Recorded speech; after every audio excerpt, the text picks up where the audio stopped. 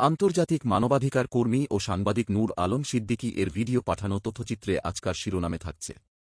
তিস্তা নদী ভাঙনে লালচামার, চণ্ডীপুর ও শ্রীপুরে চরম আতঙ্ক, রক্ষায় লড়ছে পানি উন্নয়ন বোর্ড। গাইবান্ধা জেলার সুন্দরগঞ্জ উপজেলার লালচামার, চণ্ডীপুর ও শ্রীপুর এলাকা জুড়ে ভয়াবহ তিস্তা নদী ভাঙনে দিশেহারা হয়ে পড়েছেন স্থানীয় জনপ্রতিনিধি ও সর্বস্তরের জনগণ। প্রতিদিনই নদী গর্ভে বিলীন হচ্ছে বস্তুভিটা, শিক্ষা প্রতিষ্ঠান, মসজিদ, মাদ্রাসা, হাটবাজার সহ নানা গুরুত্বপূর্ণ পয়েন্ট। নদীর ভাঙন ঠেকাতে নির্মিত বন্যা নিয়ন্ত্রণ বাঁধও বর্তমানে হুমকির মুখে রয়েছে। ভাঙন রোধে দীর্ঘদিন ধরে সংগ্রাম করে আসছেন অত্র এলাকার জনপ্রিয় তিস্তা নদী ভাঙন রোধের সংগ্রামী কমিটির সফল আহ্বায়ক নূর আলম সিদ্দিকী এক সাক্ষাৎকারে বলেন, সরকারি বেসরকারি বহু স্থাপনা ইতোমধ্যেই নদী গর্ভে বিলীন হয়ে গেছে। বিশেষ করে নদী ভাঙন রোধ প্রকল্পের সিসি ব্লক বিভিন্ন পয়েন্টে ভেঙে পড়ায় সাধারণ মানুষ আতঙ্কে রয়েছেন। জরুরি ভিত্তিতে ভাঙন রোধে জিও বেগ দিয়ে কার্যকর পদক্ষেপ গ্রহণ করছে।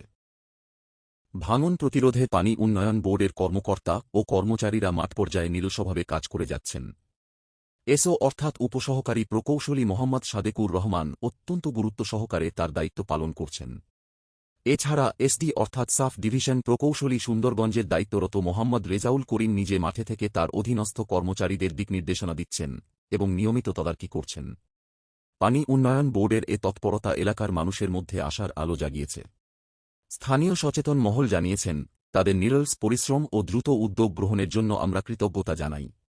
জিও ব্যাগ ফেলে নদীর ধ্বংসাত্মক ভাঙন ঠেকাতে তাৎক্ষণিকভাবে কাজ শুরু করা হয়েছে, যা একটি প্রশংসনীয় পদক্ষেপ।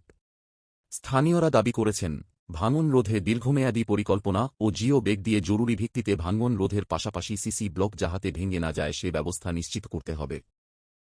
তা না হলে গোটা অঞ্চল চরম ঝুঁকিতে পড়বে, হাজারো মানুষ তাদের ঘরবাড়ি হারিয়ে গৃহহীন হয়ে পড়বে, সরকারি বেসরকারি স্থাপনা নদী গর্ভে বিলীন হয়ে যাবে এবং বন্যা নিয়ন্ত্রণ বাঁধ নদী ভাঙনের হুমকির মুখে পড়বে।